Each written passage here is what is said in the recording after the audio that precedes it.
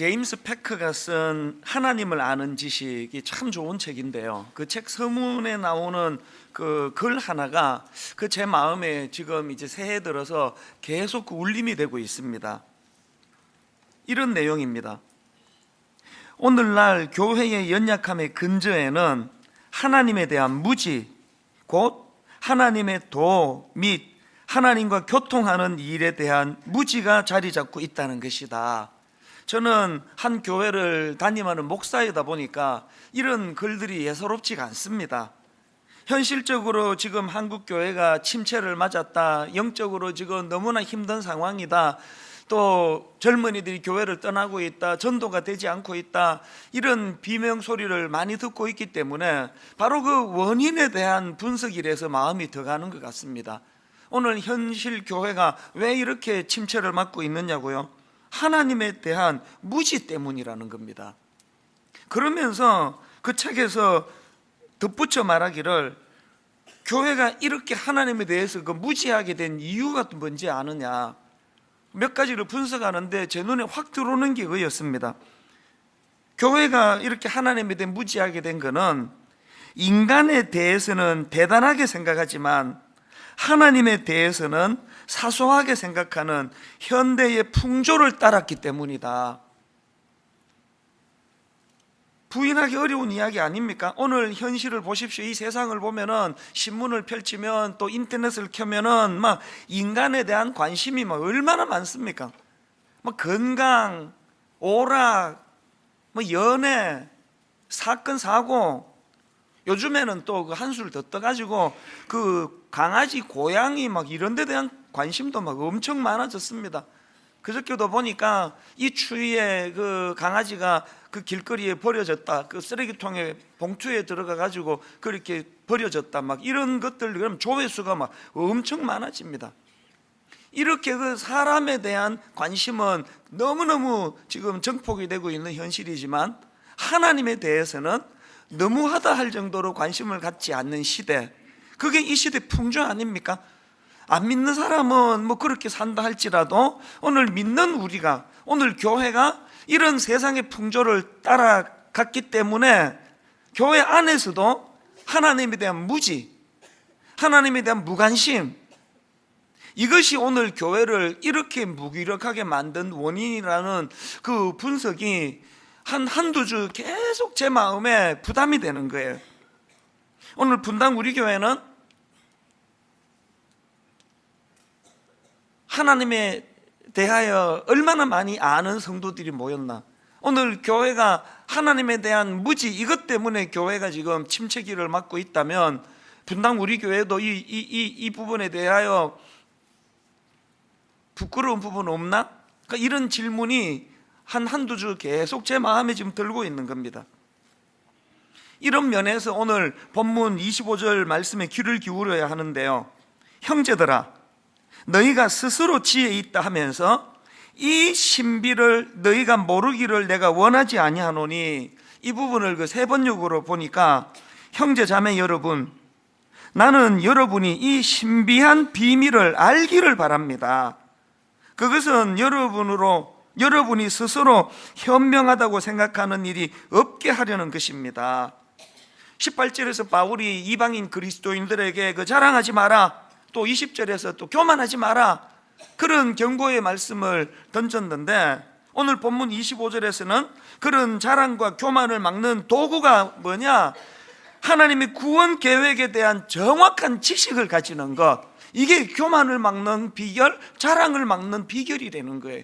그래서 이 구절을 해설한 존 스토트 목사님의 책에 보니까 이렇게 설명하는 대목이 나오더라고요. 지식은 겸손함에 도움이 된다. 교만의 완벽한 대책은 진리이다. 로마 교회의 유대인들과 이방인들이 하나님의 목적 안에서 서로에 대하여 자신의 위치를 파악할 수만 있다면 그들은 자랑할 것이 아무것도 없다. 여러분, 이게 어디 뭐 교만의 문제만 이겠습니까? 오늘 교회가 이렇게 시끄러운 것도, 교회가 문제가 이렇게 많은 것도 하나님에 대한 지식, 하나님에 대한 구원 계획 너무 모르니까 막 걸핏하면 교만이 튀어나오고, 아무것도 아닌 그 끄트머리에는 지푸라기 같은 거 하나 붙잡고 막 자기가 대단한 사람인 걸로 착각해가지고 막 남을 무시하고, 뭐 언제부터 우리나라에 뭐 갑질 듣기 싫어 죽겠습니다. 이 모든 인간의 병폐를 해결하는 대안이 있다면 하나님을 아는 거라는 거. 하나님, 이 하나님에 대한 지식, 그리고 또 그분의 구원 계획, 이런 것들을 정확하게 알고 있으면 그 쓸데없는 교만에 빠지는 일도 없고 교회가 이렇게 무기력하지도 않을 거라는 거예요. 어제 우리 교회에서 바로 이 자리에서 순장 수련회 가졌는데, 제가 이제 순장 수련회를 갖기 전에 준비하면서 교역자들을 통해 좀 설문조사 같은 거를 좀 했더니 참 너무 기뻤습니다. 우리 교회 많은 순장님들이 지금 영적인 갈급함을 갖고 있다는 거예요.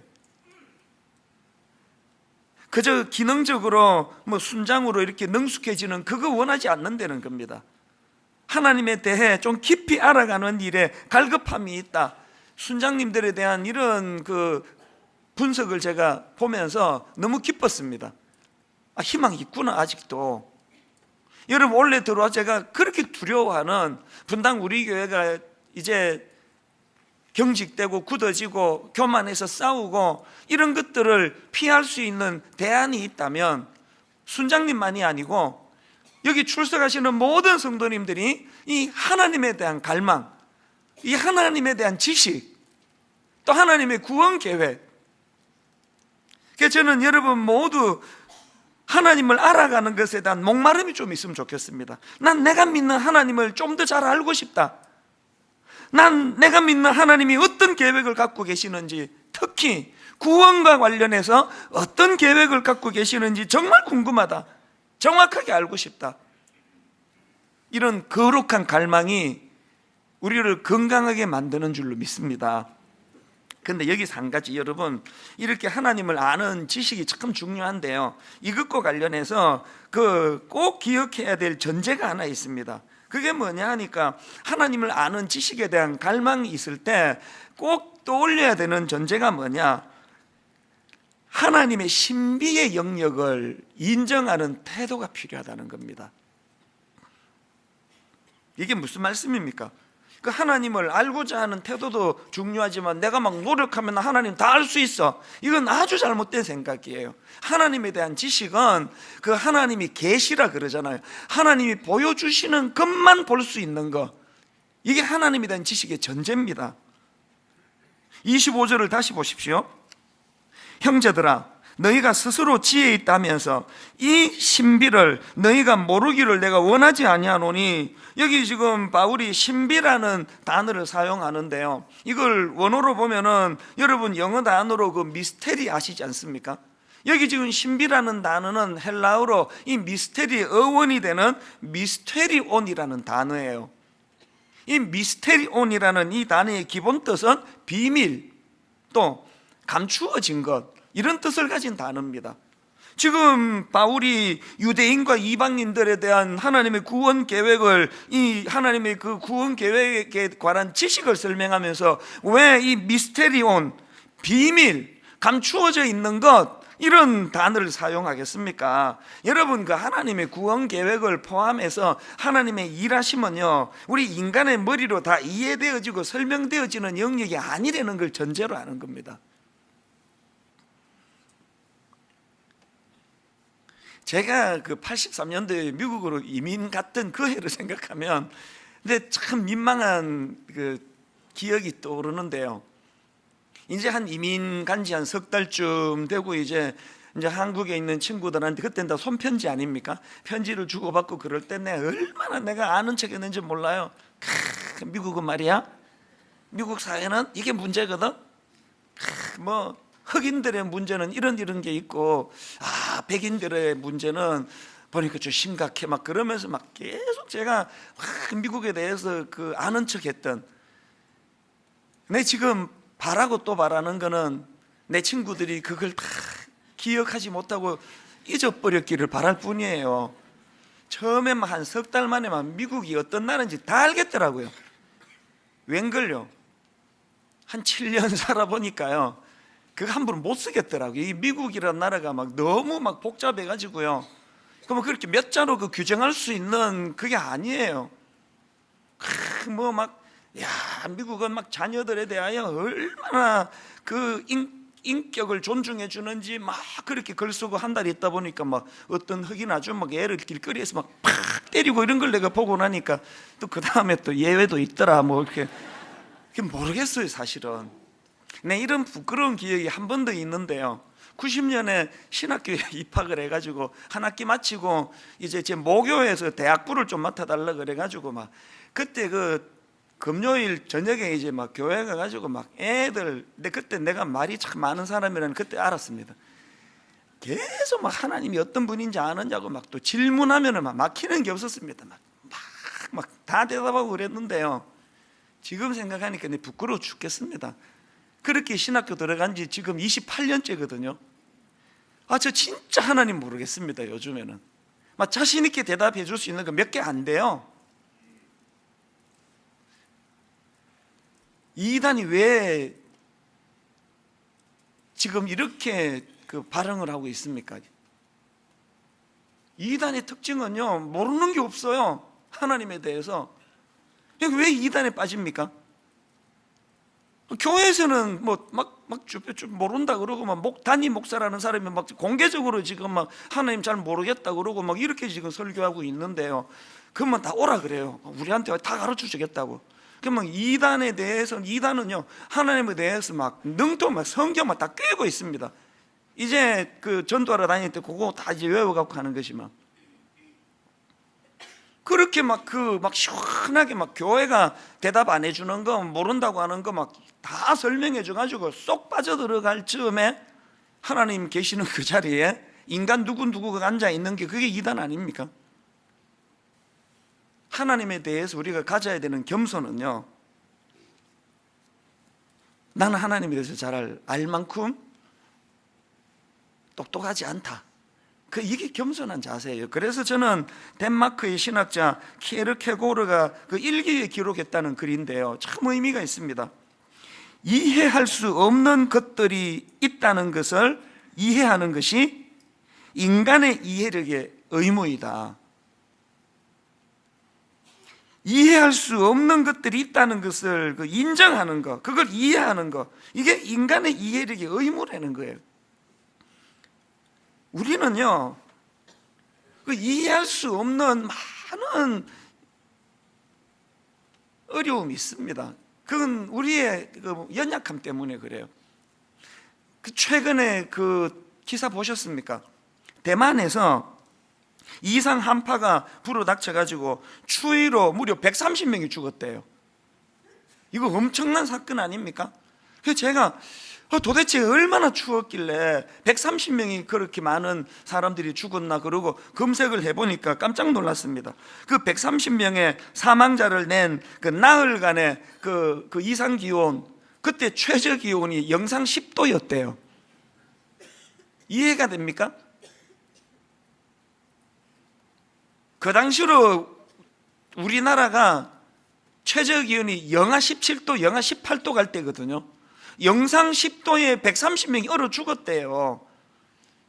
이 머리로는 납득이 잘 안 되는 거예요. 왜 안 됩니까? 우리 인간은 자기 경험 세계 말고는 잘 알 수가 없는 거거든요.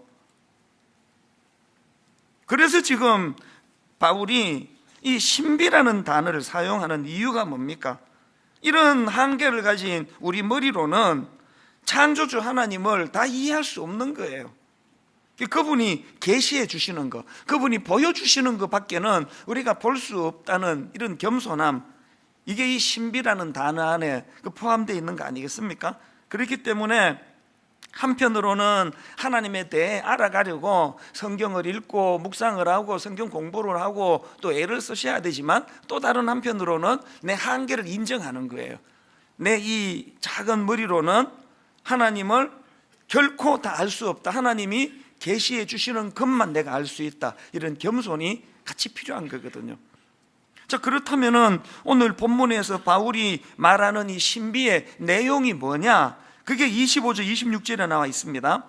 형제들아 너희가 스스로 지혜 있다 하면서 이 신비를 너희가 모르기를 내가 원하지 아니하노니, 그러면서 이제 그 신비가 뭔지 설명합니다. 이 신비는 이방인의 충만한 수가 들어오기까지 이스라엘의 들어는 우둔하게 된 것이라.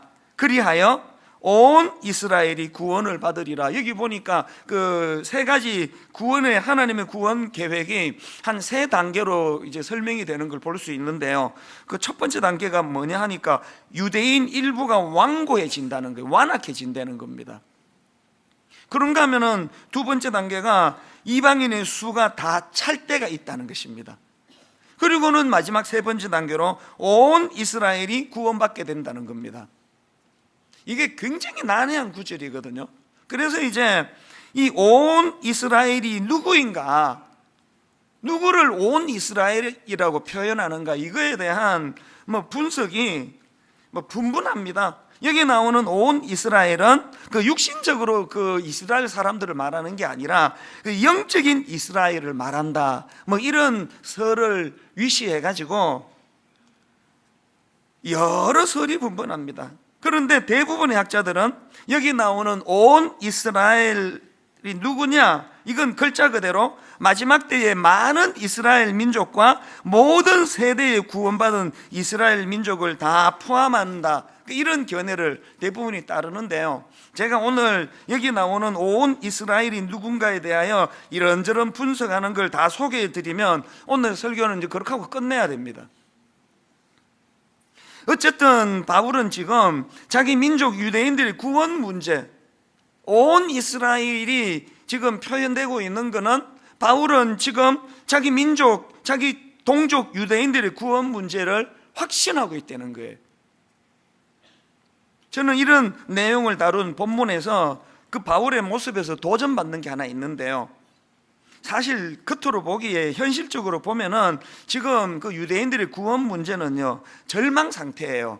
오죽했으면 로마서 9장 1절에서 바울이 자기 동족 유대인들이 회개하지 않는 현실에 대하여 마음에 큰 근심과 고통이 있다고 그렇게 표현했겠습니까?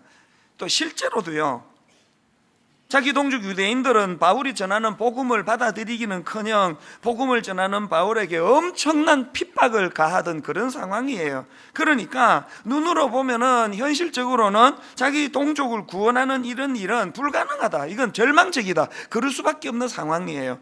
그런데 바울은 그런 상황에서도 끝까지 그 절망을 품지 않고 그 낙관적인 마음으로 희망을 가지고 온 이스라엘이 구원받을 때가 온다, 내 동족 유대인들이 지금 넘어져 있는 건 이건 일시적이다, 이거 영원하지 않다, 일어선다, 그런 확신을 지금 피력하고 있거든요.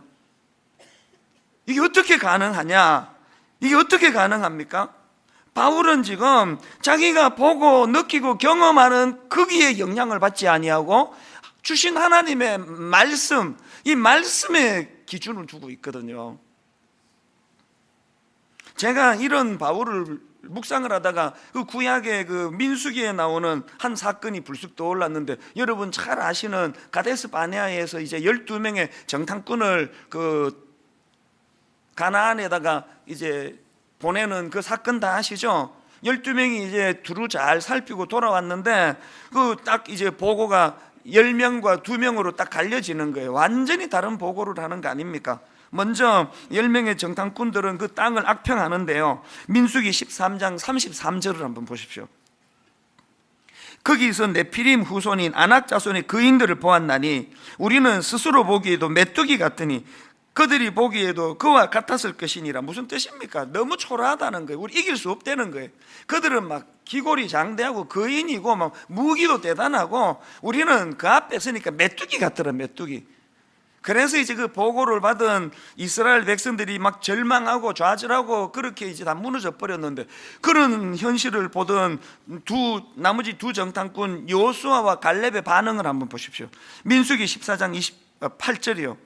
여호와께서 우리를 기뻐하시면 우리를 그 땅으로 인도하여 들이시고 그 땅을 우리에게 주시리라. 이는 과연 젖과 꿀이 흐르는 땅이니라. 어떻게 그 똑같은 것을 보고 왔는데 이렇게 다른 평가를 내릴 수 있느냐고요. 그 왜 그러냐? 그 10명의 정탐꾼이 잘못 보고한 거 아니에요. 정확하게 본 거예요. 옳게 봤습니다. 그들 거인 맞습니다. 힘으로 못 이깁니다.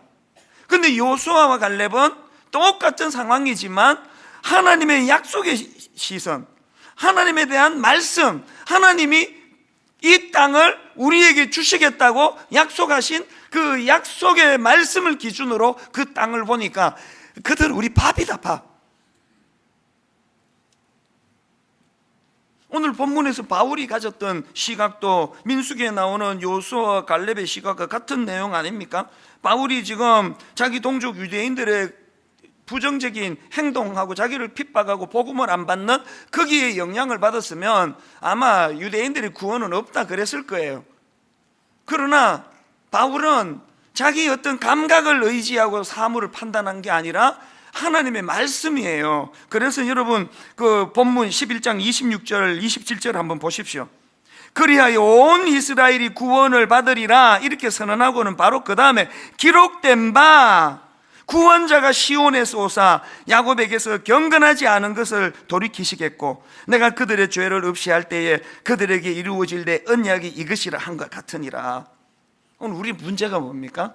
목사인 저조차도 하나님의 말씀을 대언하고는 그리하여 온 이스라엘이 구원을 하리라 내가 생각하건대 내 감각으로는 그 다락방 모임을 가지고 믿는 사람들이 대화를 할 때 여러분이 바울처럼 이렇게 그 하나님의 약속의 말씀, 이 말씀이 근거가 돼서 대화를 하는 이런 경우들이 거의 없는 것 같은데요. 그 왜 없습니까? 인용할 말씀이 없습니다. 여러분이 무슨 말씀을 인용하시겠습니까? 오늘 교회가 이렇게 침체가 되고 교회가 이렇게 초라해지게 된 근원적인 이유가 사람들이, 성도들이 하나님의 말씀을 모른다고 그랬잖아요. 하나님에 대해 무지했다고 그랬지 않습니까? 저는 바울이 가지고 있는 그 모습이 너무 부러운 거예요. 오늘 여러분 우리가 이 기록된 바라는 이 하나님의 말씀이 우리 삶에 좀 영향을 미치는 삶을 살면 얼마나 좋겠습니까? 온 세상 사람들이 지 눈에 보이는 것만 보고 판단하고 이 나라는 이제 큰일 났다, 경제도 안 되고 정치도 안 되고 이제 뭐 남북 관계도 이제 안 되고 막 온통 비관으로 쩔어 있을 때 우리가 하나님의 말씀을 아는 자로서 기록된 바 이 시대를 좀 안동을 시키고 이 민족을 향한 희망을 좀 전하고 이런 일이 왜 거의 안 일어납니까? 말씀이 없는 건 안 믿는 사람이나 믿는 사람이나 뭐 별반 차이가 없기 때문 아닙니까? 저는 새해가 들어가지고 분당 우리 교회 우리 모든 성도님들이 여호수아와 갈렙처럼 막 민족이 흔들거리고 시대가 절망에 빠질 때에 하나님의 말씀을 들고 나와서 그들을 안동시키는, 그리고 또 바울처럼 현실을 자기 어떤 감각을 의지해서 판단하지 아니하고 기록된 바 하나님의 말씀을 근거로 해서 그렇게 낙관적인 희망을 선포하는 그런 교회, 또 그런 성도님들이 됐으면 좋겠습니다. 자, 그렇다면은 좀 더 구체적으로 우리가 하나님을 향하여 바울이 하나님을 향한 확신을 갖고 있었다 그랬는데 그 어떤 확신을 갖고 있었느냐, 한 두 가지로 제가 정리를 했는데요. 바울이 가진 확신, 첫째, 택한 자를 끝까지 붙드시는 하나님에 대한 확신이 있었다는 거예요. 이 택한 자를 끝까지 붙드시는 하나님. 28절을 보십시오. 복음으로 하면 그들이 너희로 말미암아 원수된 자요, 택하심으로 하면 조상들로 말미암아 사랑을 입은 자라. 이게 무슨 뜻입니까? 그렇게 하나님 사랑을 많이 받은 자기 동족 유대인들이지만 결국은 복음을 거부하고 받지 않아 가지고 지금 하나님과 원수된 상태라는 걸 피력하고 있는 거거든요. 근데 왜 아직 희망이 있느냐? 바로 그 다음 29절에 보니까 바울이 붙잡는 희망의 끈이 이겁니다. 하나님의 은사와 부르심에는 후회하심이 없느니라. 무슨 뜻입니까? 하나님이 그런 것들에 흔들리는 분이 아니라는 거예요. 이 29절 말씀이 있었기 때문에 오늘 제가 목사가 되고 여러분 여기 앉아 있는 거 아닙니까? 이 택한 자를 끝까지 붙드시는 하나님에 대한 확신이 있는 인생하고 이게 없는 인생은요, 세상살이 많이 차이가 납니다. 예를 들어 시편 16편 8절 한번 보시겠습니까? 내가 여호와를 항상 내 앞에 모시며 그가 나의 오른쪽에 계심으로 내가 흔들리지 아니하리로다. 내가 너무 유능하고 내가 너무 똑똑해서 흔들리지 않는 세상 사람과는 그 근거가 좀 달라요. 하나님이 나의 오른쪽에 계심으로 내가 흔들리지 않는데, 그 다음 구절을 보십시오. 이름으로 나의 마음이 기쁘고 나의 영도 즐거워하며 내 육체도 안전히 살리니 이는 주께서 내 영혼을 스올에 버리지 아니하시며 주의 거룩한 자를 멸망시키지 않으실 것임이니라. 여기 보니까 시편 기자가 이는 주께서 내 영혼을 스올에 버리지 아니하시며 또 주의 거룩한 자를 멸망시키지 않으실 것임이니라. 그들이 붙잡고 있는 확신이 뭡니까? 내 오른편에 앉아 계셔 내 삶에 영향을 미치시는 그분이 어떤 상황에서도 나 버리지 않으신다는 이 확신을 가지고 있으니까 인생에 흔들림이 없는 거예요. 여러분들이 뭐 목사 막 이러면서 너무 과하게 보시면은 그거는 아주 잘못 보고 계시는 거예요. 그렇지 않습니다. 저 똑같이 약해요. 아니요, 더 약할지 몰라요. 자주 흔들립니다. 두려움 많습니다. 그럼에도 불구하고 지난 16년 동안 결국은 오늘 이 자리까지 설 수 있게 된 그 원동력이 내가 강해서가 아니에요. 제가 갖는 확신이 뭡니까? 이렇게 연약한 자를 향하여 그 택하신 자를 붙들고 계시는 내 인생의 오른편에 계시는 그 하나님, 자빠지면 이렇게 세워주시고 낙심하면 등을 두드려 주시고 교만하면 저를 또 지적해 주시면서 그 변치 않고 인도해 주시는 그 하나님, 그 하나님을 여러분들도 좀 누리시면 좋겠습니다. 그런가 하면은 바울이 확신하고 있는 두 번째 확신이 뭐냐? 하나님의 긍휼하심에 대한 확신이에요. 이 30절부터 32절까지 보면 이 구도가 참 재밌습니다. 인간의 불순종, 또 하나님의 긍휼하심, 이게 계속 대비되면 나오거든요. 한번 보십시오. 너희가 전에는 하나님께 순종하지 아니하였더니 이스라엘이 순종하지 아니함으로 이제 긍휼을 입었는지라. 이와 같이 이 사람들이 순종하지 아니하니 이는 너희에게 베푸시는 긍휼로 이제 그들도 긍휼을 얻게 하려 하심이라. 하나님이 모든 사람을 순종하지 아니하는 가운데 가두어 두심은 모든 사람에게 긍휼을 베풀려 하심이로다. 지금 인간의 불순종과 그에 대한 하나님의 긍휼하심이 계속 지금 반복해서 나오고 있는 이 말씀을 보면서 유대인이나 뭐 이방인이나 뭐 오늘 저나 뭐 여러분이나 누가 여러분 우리가 하나님 앞에 뭐 불순종하는 이 기준으로 그렇게 하나님이 택하셨다고 한다면 거기에 걸려들 사람, 걸려들지 않은 사람이 누가 있겠습니까? 바울이 확신하는 건 그런 인간의 어떤 순종 불순종의 문제가 그 택함의 기준이 아니라 하나님의 긍휼, 그 불쌍히 여기심. 지금 여러분 오늘 본문은 그 당시 믿지 않는 유대인들을 향한 하나님의 긍휼을 말씀하시지만 사실은 믿는 저희들에게도 똑같이 흘러넘치는 게 하나님의 긍휼 아닙니까?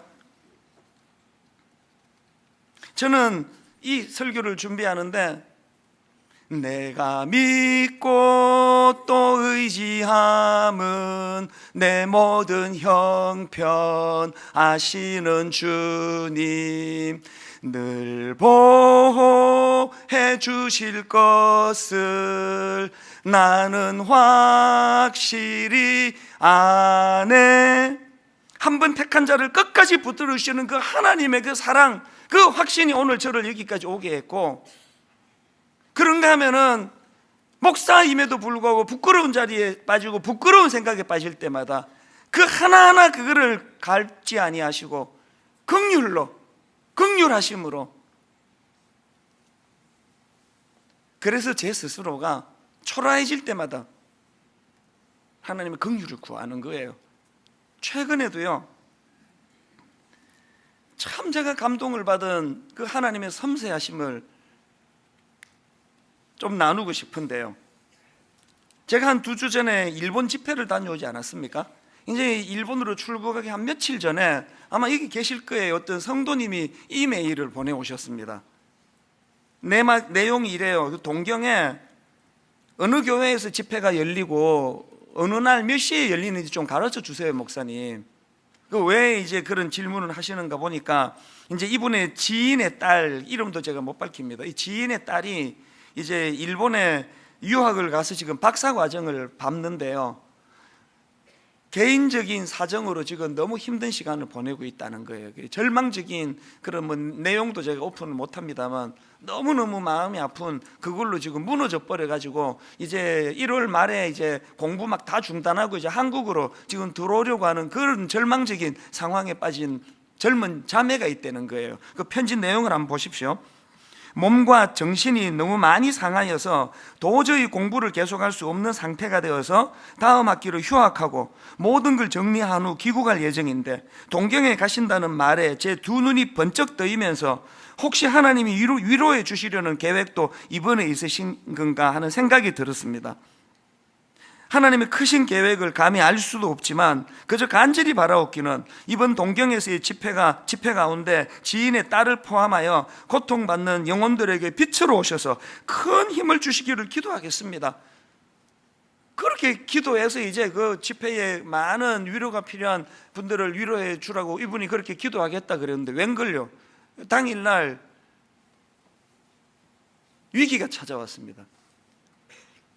내 오전 비행기를 타려고 딱 여기 김포공항에 가가지고 딱 그 날씨를 검색해 보니까 동경에서 눈이 온다는데 이게 굉장히 이례적이래요. 그 동경은 눈이 안 오는 되게 따뜻한 데예요, 겨울에. 근데 오전부터 이제 눈이 계속 온다 그러더니 제가 동경 공항에 딱 내렸는데 막 눈이 막 펑펑 내리고 있는 거예요. 약간 불길한 거예요. 지금쯤 멎어줘야 이게 집회가 되는데 그때부터 이제 눈이 본격적으로 오기 시작하더니요, 폭설이 내렸어요. 폭설. 그 막 눈이 땅에 닿으면 다 녹고 하는데도 쌓인 게 27cm, 27cm. 그 전에 왜 그 부산에 그 눈 안 오는 부산에서 한번 그 뭐 0.5mm인가 뭐 5mm인가 이렇게 눈 조금 와가지고 막 도로가 마비가 되고 막 그랬다고 하는 기사를 본 기억이 있거든요. 눈 안 오는 동경에 27cm가 왔으니까요. 이건 이제 집회를 못 하는 거예요. 차들 다 막 가다가 서고요. 전철 막 탈선하고 막 이런 일들이 일어나고 이러니까 이게 지금 오늘 그 위로해 줘야 되는데 이 집회가 안 되는 거예요. 그 차가 지금 다 마비가 되는데 어떻게 옵니까? 근데 계속 그 믿음이 없어가지고 그 목사님한테 이거 되겠습니까? 내일부터 하면 어떻겠습니까? 그러니까 뭐 들은 척도 안 하더라고요. 그날 저녁에 제가 진짜 그 감동은 잊을 수가 없습니다. 차 끊기니까요, 성도님들이 걸어서 오는데요, 진짜 감동을 받았습니다. 본당에 꽉 모여있는 게 다 걸어와가지고, 늦게 오는 분은 많았지만. 그런데 너무 감동을 받은 첫날 집회를 끝냈는데 한국에서 이분에게 다시 메일이 온 거예요. 그 자매랑 관련해가지고. 처음에 이제 그 이찬수 목사님이라는 분이 그 부흥회를 하는데 네가 가라고 그렇게 권했더니 이 자매가 회사에 그 무슨 중요한 세미나가 있어가지고 못 간다고 그렇게 이제 못 가는 걸로 돼 있었는데요. 그날 그렇게 막 폭설이 내리니까 일본 자체가 당황이 돼가지고요, 모든 행사가 다 취소돼. 그리고 회사도 일찍 집에 보내주더래요. 그래서 이 자매가 이제 집회를 가게 된 거예요. 근데 그 다음 한번 들어보십시오. 이제 교회를 찾아가고 있는 중이에요. 낯선 교회인데 초행길이니 구글 맵을 켜고 찾아가는데 추위 때문에 갑자기 아이폰 배터리가 나가고 일본 가로등은 한국같이 밝지 않아서 대체 어디로 가야 할지 너무 막막해서 그만 울음이 나왔다네요.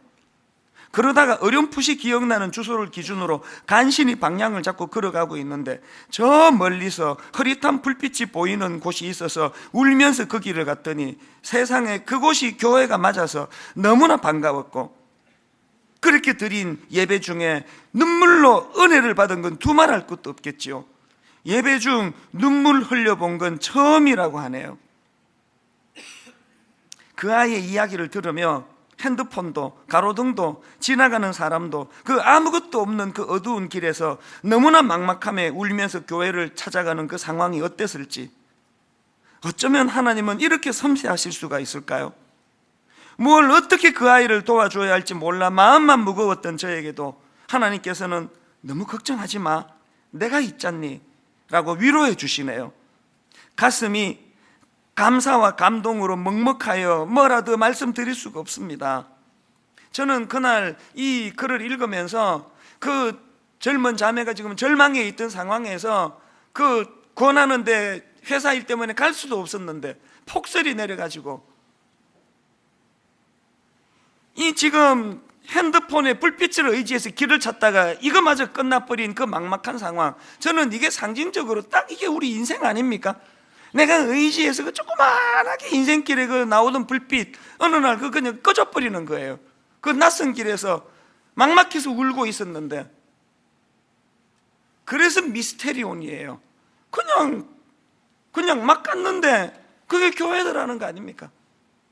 저는 그 자매 메일 받아보면서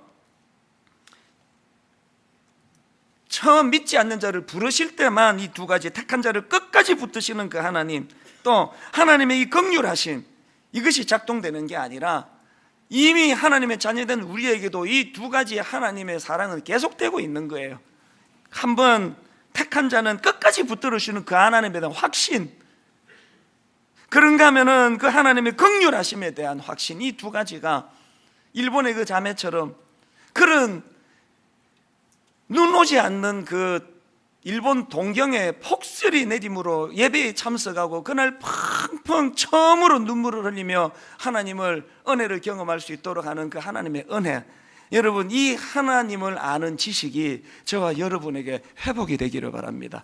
이 지식이 회복이 된다면 이렇게까지 절망하지 않으셔도 돼요. 이렇게까지 두렵지 않으셔도 괜찮습니다. 오늘 저는 이 말씀을 준비하면서 여러분 그 송명희 자매, 우리 가끔씩 부르는 이 찬양이요, 그 이름, 제목이 그 이름이에요. 예수 그리스도의 이 십자가라는 거는 이 비밀, 감추어진 이 비밀을 밝히 드러내게 해준 사건이 그게 십자가거든요. 이 십자가로 말미암아 뇌성마비 이 송명희 시인이 비밀에 대하여 나는 확실히 알고 있다, 그 인생의 확정된 마음을 선포하는 걸 부러워하면서 우리도 그렇게 노래하기를 원합니다. 우리 이렇게 찬양합니다. 예수 오 그 이름.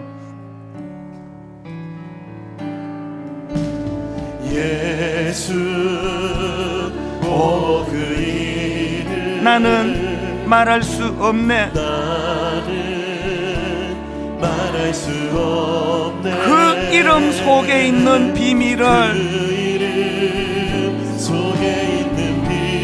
그 이름 속에 있는 사랑을, 그 사랑을 말할 수 없어서. 여러분이 감격이 있습니까? 그 풍부함 표현 못해서 비밀이 되었네. 그 이름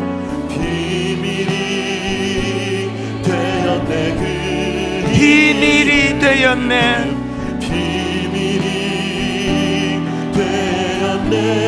사람들 그 이름 건축자의 버린 돌처럼 버렸지만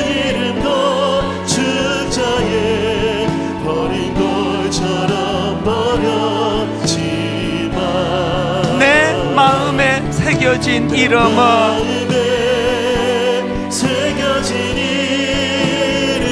아름다운 보석. 내게 있는 귀한 비밀이라, 내 마음에 숨겨진 기쁨. 예수 오 그 이름.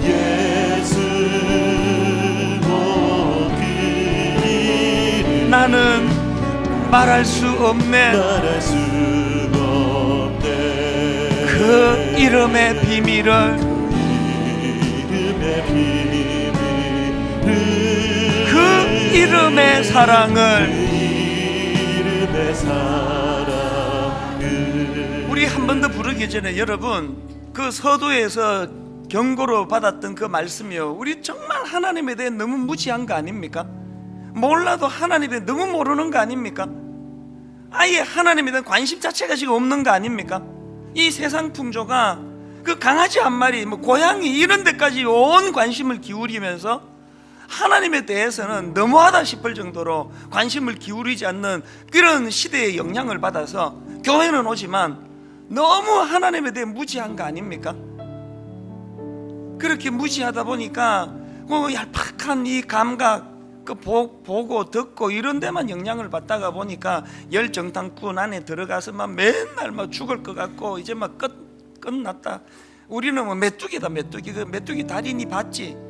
몇 번 흔들면 똑 부러져 버리는, 그게 우리 처지다. 지금 온통 그런 복음의 능력이 뭔지를 모르니까 오늘 그럴 때 여러분 바울처럼 현실적으로는 자기 동족이 구원되는 것이 불가능해 보이고 절망이 엄습하지만 기록된 말씀을 가지고 그것이 자기 삶의 희망이 되고 낙관이 되고 우리 동족은 온 이스라엘 반드시 구원받을 그날이 온다, 그렇게 기쁨으로 선포할 수 있는 희망의 메신저가 될 수 있기 위해서 하나님에 대해 알아야 돼요.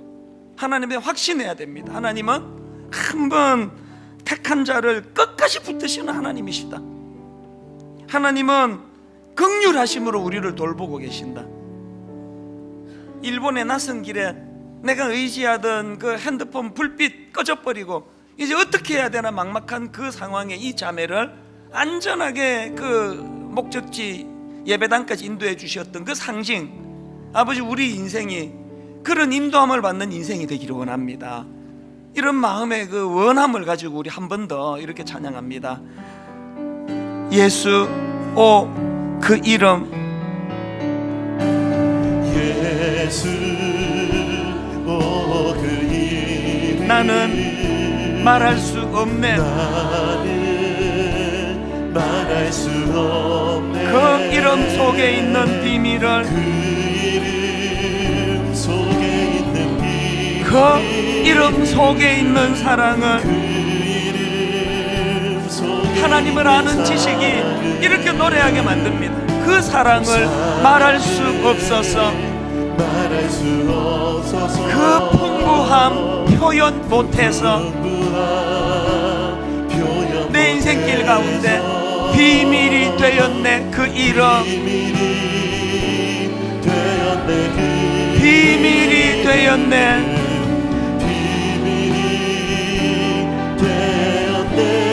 사람들 그 이름 건축자의 버린 돌처럼 버렸지만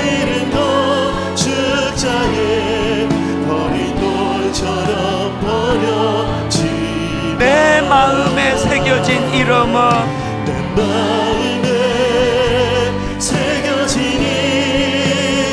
아름다운 보석, 내게 있는 귀한 비밀이라. 여러분 이렇게 고백하실 수 있습니까? 내 마음에 숨겨진 기쁨,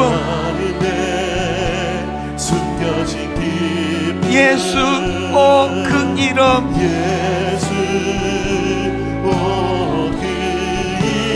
나는 말할 수 없네. 그 이름의 비밀을,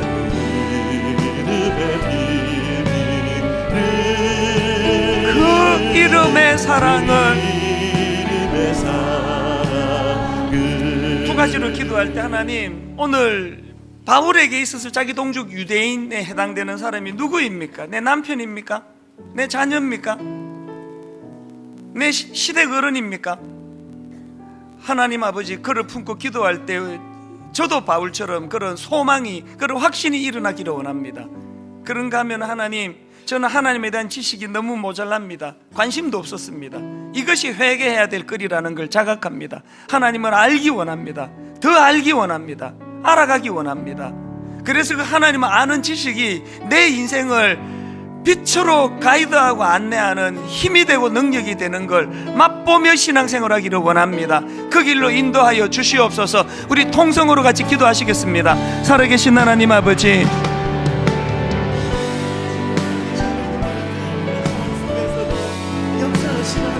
오늘 교회가 이렇게 무기력해진 근원적인 원인이 있다면 하나님에 대한 무지함, 하나님의 계획하심에 대한 무지함, 사람에 관한 여러 가지 사건 사고는 온 전심을 기울여 관심을 가지면서 강아지 한 마리 길 잃어버린 그런 기삭거리는 호기심을 가지고 살피고 뒤져보면서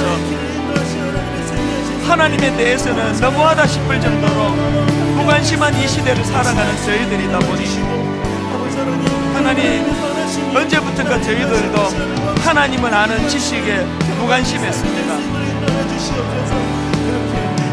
하나님 은혜 베풀어 주심으로 아버지 하나님 알아가기 원합니다. 하나님의 성품을 알기 원합니다. 하나님의 계획을 알기 원합니다. 하나님의 구원 계획을 알기 원합니다. 이것이 우리 삶의 힘이 되고 능력이 되기를 원하오니 하나님 그렇게 인도하여 주시옵소서.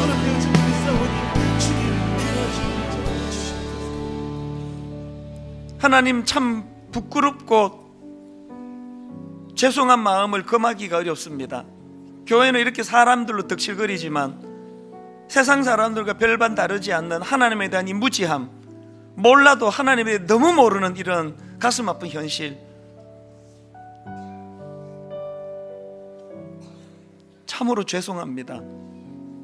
하나님에 대해, 또 하나님의 계획하심에 대해, 하나님의 구원 계획하심을 잘 모르다 보니 아무것도 모르면서 교만이 머리부터 발끝까지, 그리고 하나님의 계획하심을 잘 모르다 보니 조그마한 어려움이 찾아와도 안절부절하고 이제 망했다고,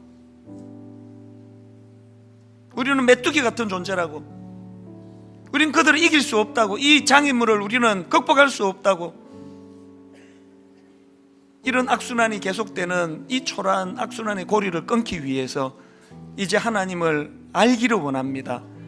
하나님의 계획하심을 알기를 원합니다. 하나님의 구원 계획의 신비로운 비밀을 깨달아 알기를 원합니다.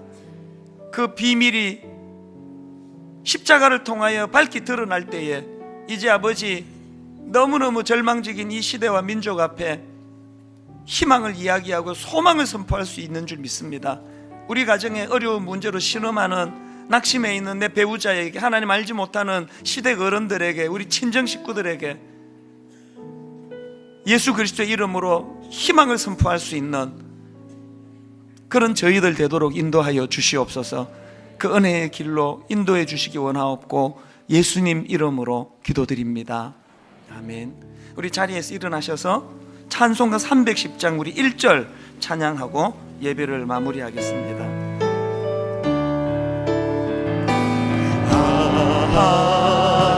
하나님의 은혜로 있을 데 없는 자 왜 구속하여 주는지 난 알 수 없도다. 그러나 내가 아는 한 가지, 내가 믿고 또 의지함은 내 모든 형편 아시는 주님 늘 보호해 주실 것을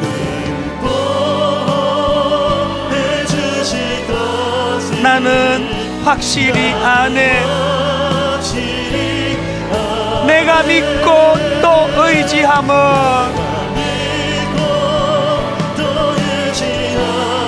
내 모든 형편 아시는 주님 늘 보호해 주실 것을 나는 확실히 아네.